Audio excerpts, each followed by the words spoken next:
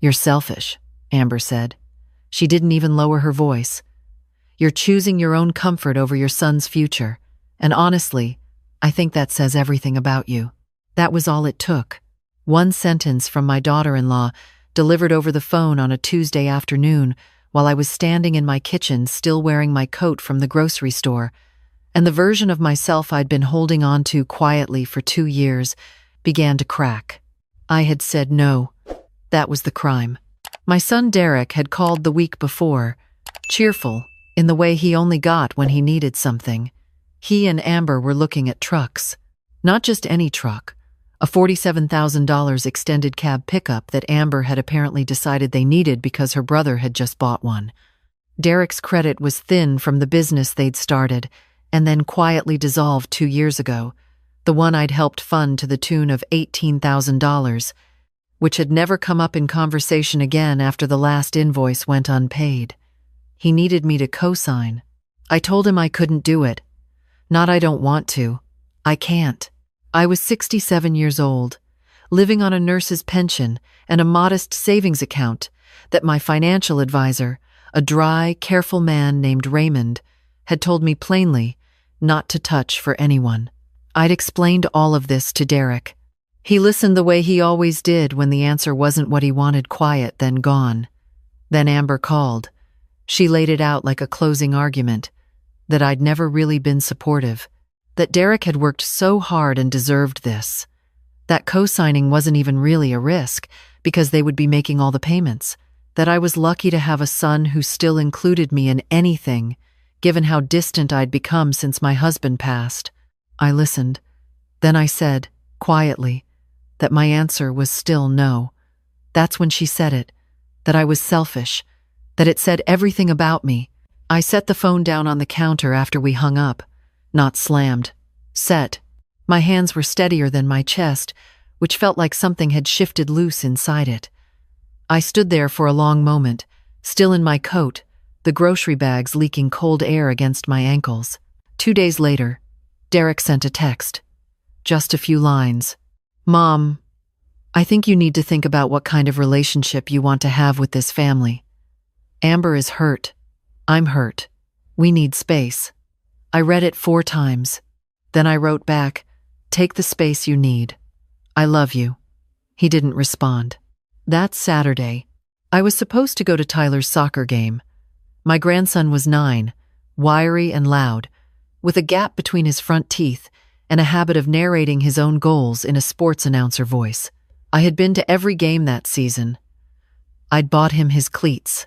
I drove 40 minutes each way and sat in a folding chair with a thermos of coffee and cheered until my voice went scratchy. I drove to the field anyway. I figured whatever was between me and Derek and Amber didn't have anything to do with Tyler and a Saturday morning. I parked and walked toward the bleachers. That's when I saw Amber. She saw me too. She leaned over to Derek, said something close to his ear, and he stood up and walked over to me with his hands in his pockets. "Mom," he said, "this isn't a good time." "It's Tyler's game," I said. He looked at the ground, then back up.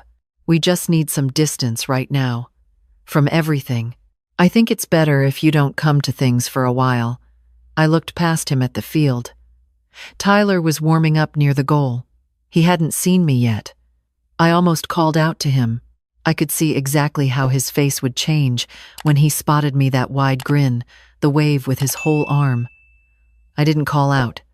I turned around and walked back to my car. I sat in the driver's seat for a long time. The heat was on, but I was still cold.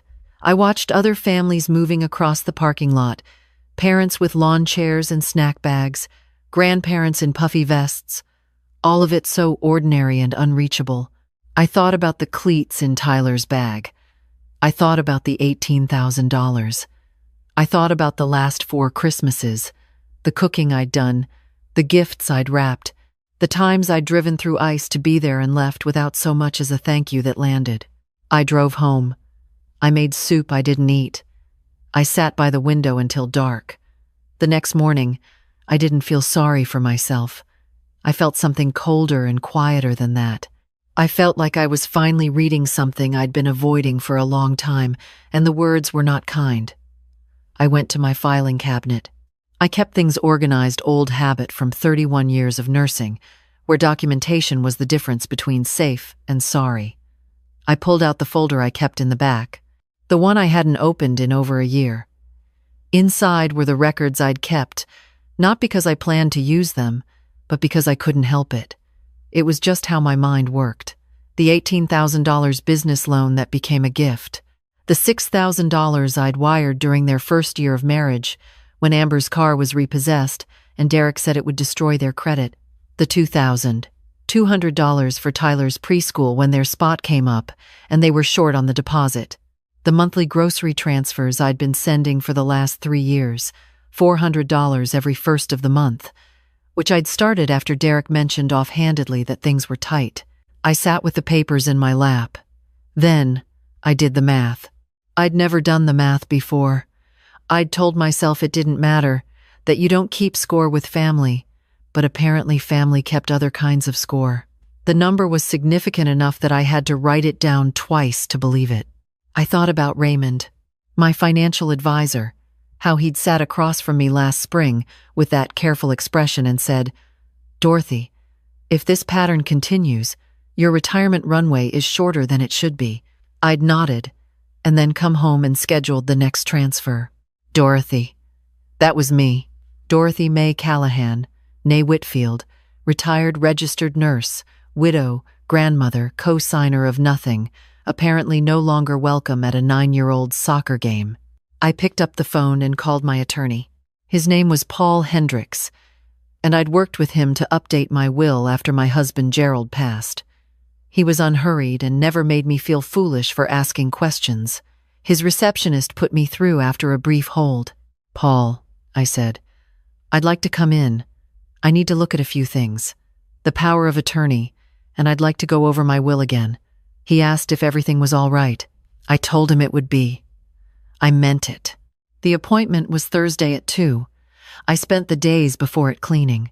Not agitated cleaning, not stress cleaning, but the slow, deliberate kind. The kind where you open a drawer you haven't opened in 3 years and make a real decision about what belongs there. I found a birthday card Tyler had made me when he was 6.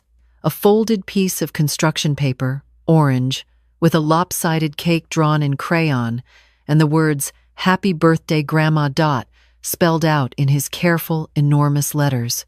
I pressed it flat and set it in the box I kept on the closet shelf. Not the trash, just somewhere safe and separate. Thursday came. I put on my good gray cardigan, the one with the pearl buttons Gerald had always liked, and drove to Paul's office. He didn't rush me. He rarely did. I explained what had happened, not all of it, not the full history, just enough. That I wanted to revoke the power of attorney I'd granted Derek 5 years ago. That I wanted to review my beneficiaries. That I'd been doing some thinking about where I wanted things to go. He nodded, made notes in his quiet way. "We can have the revocation ready by end of day," he said. "And the will, do you have someone specific in mind as an alternate beneficiary?" I did. I'd been thinking about my niece Susan for 2 days by then. She was 44, lived outside Nashville, and had this steady warmth about her that she didn't perform for anyone. She called me on my birthday and on random Tuesdays just to check in. When Gerald died, she drove up alone, stayed 4 days, and never once made me feel like a burden. She wasn't family the way obligation makes family. She was family the way choice does. "I want to leave the house and my accounts to Susan," I said, "and I'd like to set aside a small education fund for Tyler, separate from everything else. His parents don't have to be involved in the access." Paul looked at me over his reading glasses. "That can be arranged. The education trust goes to him directly at 18, regardless of his parents' circumstances." "Good," I said. I signed where he pointed. Each signature felt like placing a stone where there had only been empty air before. When I got home, I called Raymond. "I want to cancel the monthly transfer to my son's household," I said. "All of them. Immediately." He was quiet for a beat. "All recurring transfers?" "Yes." He processed it without commentary. That was what I'd always appreciated about Raymond. He understood that sometimes the most important decisions sound the simplest. After I hung up, I sat at the kitchen table for a long while. The silence in the house felt different. Not lonelier, cleaner, the way a room feels after you've opened the windows and let the stale air out. 2 days later, Amber called. I let it ring. Then I listened to the voicemail. Her voice was controlled but tight in the way it got when she was trying to sound reasonable. Dorothy, we've noticed some changes with the transfers. I'm sure it's just a banking thing, but if you could look into it, we'd appreciate it. Also, Derek would like to talk when you're ready. We want to work through this as a family. I set the phone face down on the counter. That evening, I called my neighbor Beverly. We'd been friends since our kids were in middle school together, back when we used to sit on her porch after school pickup and talk for an hour, before either of us remembered we'd started dinner. We'd drifted the way you do when life fills in around you, but she'd called after Gerald's service, and we'd fallen back into something easy and real. I told her what happened. Not over the phone, I walked across the street and sat at her kitchen table and told her the whole thing, from the cosign request to the soccer field to the voicemail. She listened without interrupting, which was not her natural tendency. When I finished, she put both hands flat on the table and said, "Derek let his wife tell his mother she was selfish. At a child's soccer game." "Yes," I said. "And this surprises you," she said. Not meanly, honestly. I thought about it. "No," I said. "I suppose it doesn't surprise me. That's maybe the worst part." She was quiet a moment. Then she stood and put the kettle on. "You've been their floor," she said, her back to me. "You've been what they stand on without thinking about it, and now you've decided to be a wall instead. They don't know how to handle that yet." I watched her move around her kitchen, the familiar ease of her, the worn comfort of her countertops, and the little rooster figurine she'd had on her windowsill for 20 years. "What would you do?" I asked. "If it was Marcus?" She turned around. She didn't answer right away. Then she said, "I'd do exactly what you're doing, and I'd hate every minute of it, but I'd do it." I nodded.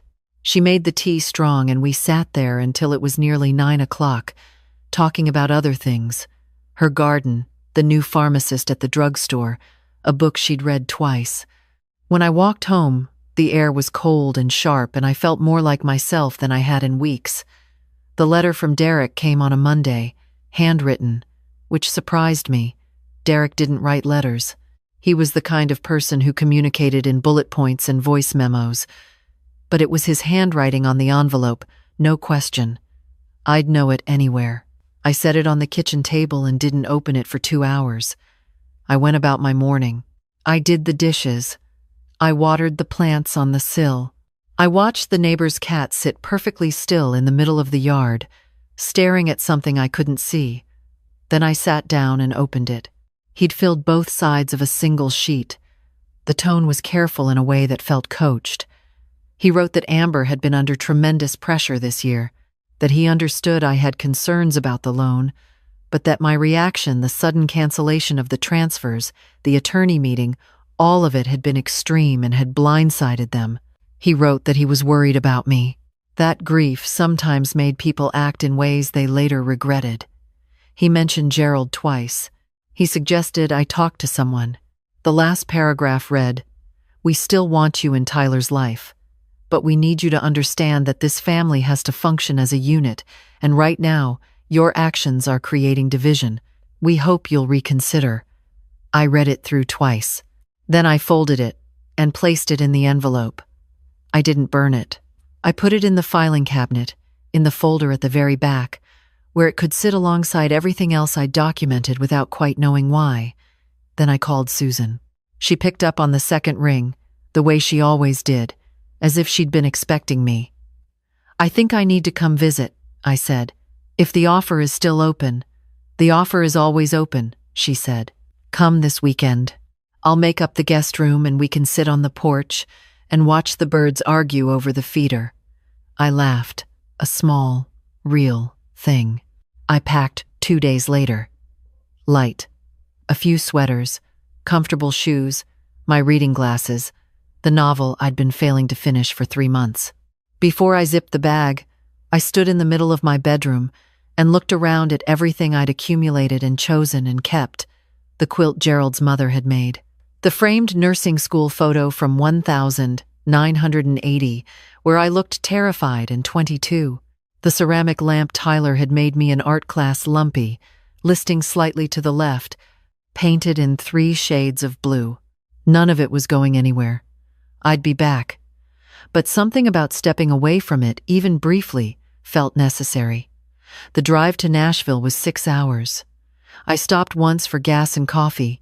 The landscape opened up past Louisville, wider sky, longer fields, the kind of horizon that made your shoulders drop without you deciding to.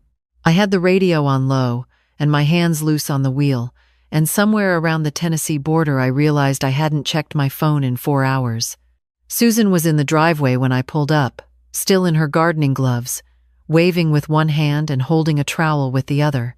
She looked like herself, untidy, in a deliberate way, comfortable in her skin. She pulled me into a hug that lasted long enough to mean something. "You look tired," she said. "But you also look—" She paused, studying me, decided. "Is that the word?" "I think so," I said. Her house was warm and a little cluttered in the best way. Books on the coffee table and the floor beside it. A dog named Frank who sniffed me thoroughly and then lost interest. Soup on the stove. She'd made cornbread, and I ate 2 pieces standing at the counter before I'd even taken off my coat. That evening, we sat on the back porch with decaf and a blanket each. The November sky went dark fast here, deeper and more complete than in Ohio.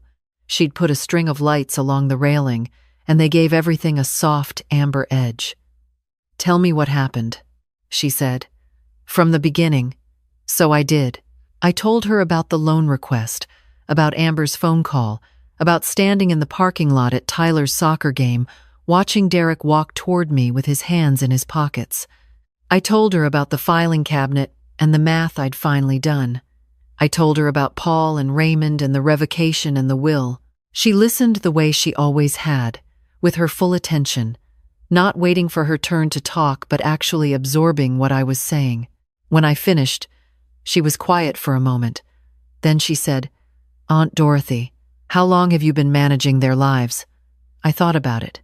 Tyler was 9. Before Tyler, there had been the car repossession, the business, the apartment deposit when they first got married, the emergency dental bill the year before the wedding. 12 years, I said. Maybe 13. She shook her head slowly, not in judgment, in something closer to sorrow. And in those 13 years, she said, "How many times did they ask how you were doing? Just how are you doing? Not how can you help?" I didn't answer. We both already knew. The days at Susan's were quiet in a way I'd forgotten quiet could be. Slow mornings, real meals, long afternoons. She worked from home and left me to my own devices in the most comfortable way, checking in but not hovering. I finished the novel. I helped her repot a set of herbs on the kitchen windowsill, and she taught me what she knew about rosemary, which was more than I expected. I didn't check my phone much, but I looked twice a day. There was nothing from Derek. 2 more voicemails from Amber that I didn't listen to in full. And then, on the 4th day, something I wasn't expecting. A text from a number I didn't recognize. Then a second text. "Grandma, it's Tyler. I'm using Mom's old phone she forgot in the drawer. Can I call you?" I sat down where I was standing halfway between the kitchen and the hallway and just held the phone. I wrote back, "Yes, sweetheart. Call whenever you want." He called 3 minutes later. His voice was hushed, like he was somewhere he wasn't supposed to be. "Grandma. Hi." "Hi, baby," I said. I tried to keep my voice steady. "I didn't know you weren't coming to games anymore," he said. "Nobody told me. I just looked up, and you weren't there for 2 weeks, and I asked Dad, and he said you were busy." I closed my eyes. "I know," I said. "I'm sorry you didn't know. Are you okay?" The simplicity of it. A 9-year-old asking the question the adults in my life had stopped thinking to ask. "I'm okay," I said. I'm visiting your cousin Susan in Tennessee. There's a dog here named Frank who thinks he runs the place." He laughed. That quick giggle he'd had since he was 4. "Does he, though? Run the place?" "Honestly, a little," I said. We talked for 11 minutes. He told me about a book he was reading about volcanoes, about how his team had won their last game, about a loose tooth he was negotiating the value of. He didn't ask me about his parents. He didn't mention the truck or the money or any of it. He was 9, and he just wanted to talk to his grandmother. When he said he had to go, he added quickly, "Grandma Dot, I miss you a lot, okay? Just so you know." "I know, baby," I said. "I miss you a lot too." After we hung up, I sat there for a long time with the phone in my hand. Then I went to the back porch and stood in the cold November air until Susan came looking for me 20 minutes later and wordlessly handed me a cup of tea. "He called," I said. She nodded. She'd figured. "He asked if I was okay," I said. She sat down beside me. "Of course he did. He's the best person in that household by a significant margin." I almost laughed. "He really is." On my last evening at Susan's, she came and found me at the kitchen table going through some paperwork I'd brought in my bag statements, the trust documents Paul had sent electronically, a few things I'd been meaning to review. She sat down across from me and slid something across the table. It was a key, a regular house key, on a small wooden keychain that said Tennessee in painted letters, "For whenever you need to come back," she said. "Or stay. Or both. No timeline. No expectation. Just a key that works on that door." I picked it up. The wood was smooth and warm in my palm. "I'm not doing this because of the will," she said, before I could speak. "I know you're probably wondering. I'm doing this because you deserve someone to give you something without a reason." I didn't say anything for a moment. Then I said, "You know, in 31 years of nursing, I was pretty good at taking care of other people. I was terrible at letting anyone take care of me." She smiled. "I know. You're a work in progress." I drove home the next morning. The house was exactly as I'd left it, quiet, clean, waiting without any urgency. I watered the plants. I listened to the one voicemail from Amber I hadn't heard, which was shorter than the others and harder in its tone. It said that my behavior was affecting Tyler, and that she hoped I was proud of myself. I deleted it, not with anger, just with clarity. That afternoon, I went to my bank in person. I'd already handled most of the account changes over the phone with Raymond, but I wanted to sit across from someone and finalize the last pieces myself. The branch manager, a woman named Karen who was professional and kind and asked no unnecessary questions, walked me through the removal of Derek's name from my emergency contact and the account access he'd had since Gerald died. When we finished, she slid a form across the desk. "Is there anything else I can help you with today?" "Yes," I said. "Can you print me a full transaction history for the last 10 years? Outgoing transfers only." She did. It was 7 pages. I folded them and put them in my bag without looking at them there in the office. I'd look at them at home, alone, where I could take my time with what they said about the last decade of my life. That evening, I spread them on the kitchen table and read through every line with a red pen in my hand. Not to punish myself, not to calculate what I was owed, just to see it clearly, the way I'd been trained to document things precisely, without interpretation, just the facts of it laid out. When I was done, I put the papers back in the folder and put the folder in the filing cabinet. Then I sat down at the small writing desk in the corner of the living room, the one Gerald had refinished the summer before he got sick, and I wrote Tyler a letter, not an email. A real letter, on the good paper I kept in the drawer. I told him I loved him. I told him I was sorry for the confusion and that none of it had anything to do with him, not a single piece of it. I told him that his phone call had meant more to me than I had words for. I told him about Frank the dog and the Tennessee birds and the cornbread Susan made, and I promised that someday, when things settled, I would take him to visit her, and we would go look at real volcanoes in a book bigger than his whole torso. I signed it, Grandma Dot. I sealed it. I sent it to Derek's address because it was the only address I had for Tyler, and I wasn't going to let that stop me from reaching him. 3 days later, I got something back. A folded piece of notebook paper in a plain envelope. Tyler's name in the return address corner, printed carefully. Inside, a drawing.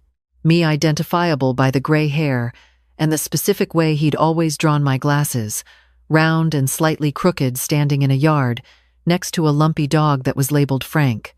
In the corner, a small yellow sun. Under the drawing he'd written in his careful large letters, "I got your letter. This is us in Tennessee. Can we go for real?" I put it on the refrigerator.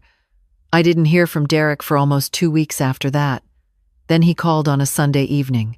His voice was different, quieter, less managed, like something in the careful architecture of his tone had settled. "Mom," he said. "Derek," I said. A pause. He stopped. There was a long silence. I kept waiting. "I didn't know she called you that night," he said finally. What she said. "I didn't know until last week. She mentioned it, kind of offhand. I wanted you to know I didn't know." I sat with that for a moment. "Okay," I said. "I'm not saying everything is... I know things are complicated right now. He exhaled. "Tyler keeps asking about you. Every day." "I know," I said. "He called me." Another silence. I figured. He actually asked me why we don't just say sorry. He said it like it was obvious. Out of the mouths of babes, I thought. Out of the gap-toothed, volcano-obsessed mouths of 9-year-olds who haven't yet learned to complicate the things that shouldn't be complicated. "Derek," I said, "I'm not looking for a fight. I never was. But I'm also not going back to the way things were. I can't keep giving in ways that cost me everything and asking for nothing in return. That's not love. That's just fear with a different name." He was quiet again. "I know," he said. "I think I've known that for a long time and just didn't look at it. We didn't resolve anything that night. We didn't tie it up or make promises or schedule anything. But we talked for 43 minutes, which was longer than we'd talked in probably 2 years without one of them needing something. When we hung up, I didn't feel triumphant. I didn't feel relieved. I felt careful, the way you feel when something fragile is in your hands and you're not sure yet if it's broken or just cracked. Time would tell. I wasn't in a hurry anymore. That Friday, Tyler's team had a game. I didn't go, not because I wasn't welcome, but because I hadn't been told I was, and I'd decided I was done showing up uninvited to be turned away. I sat in my living room with my book instead. My phone buzzed around 10 in the morning. A photo. Tyler in his uniform, arms out, mid-spin, celebrating a goal. The caption was from Derek's number. "He scored twice. Asked me to send this to you." I looked at the photo for a long time. Then I wrote back. "Tell him. Grandma Dot says he's a show-off, and I mean that as the highest compliment." 3 seconds later, a reply from Tyler, who was apparently right there with the phone. "I know." I set the phone down and smiled at the ceiling. Later that week, I drove to the library, which I'd been meaning to do for months. I used to go every Thursday for years, back when Gerald was alive and we'd each pick a stack and reconvene at the coffee shop down the street to compare. I'd stopped going after he passed. Everything I'd done with him felt like a road I wasn't ready to travel. The librarian at the front desk was young, maybe 30, with the look of someone who had chosen this life genuinely and not by accident. She directed me to the large print section when I asked, without making me feel old for asking. I found 3 books. I sat in one of the armchairs near the window for an hour and read the first chapter of each one, the way I used to. Outside, the street went about its business. A woman pushed a stroller. 2 teenagers argued over a phone. A man in a blue coat stood very still, looking up at something on a building across the way. On my way out, I stopped at the donation cart near the entrance. They were accepting used books. I made a mental note. I had 2 boxes at home I'd been meaning to sort. At home that evening, I opened my notebook, a plain black one I'd started the week after the soccer field incident, just to have somewhere to put things, and wrote at the top of a fresh page, Things that still belong to me. I wrote for 20 minutes. The list was longer than I expected. The nursing instinct. The recipe for Gerald's mother's pot roast I'd memorized by hand. The way I knew which plants needed more water just by the look of the soil. My friendship with Beverly. Susan's spare key on the Tennessee keychain. Tyler's drawing on the refrigerator. The 43-minute phone call. The red pen I'd used to circle each transfer on those 7 pages, not out of anger, but because seeing something clearly is the first step to deciding what you do with it. I closed the notebook. I made dinner. I ate it at the table with the lamp on and the radio playing low, and I did not feel lonely. I felt like a woman who had finally stopped making herself smaller to fit inside someone else's idea of what she should be. It wasn't a clean ending. Life rarely gave you those. There would be more conversations with Derek, more silences from Amber, more mornings where the absence of what I'd hoped for would press against my chest before coffee.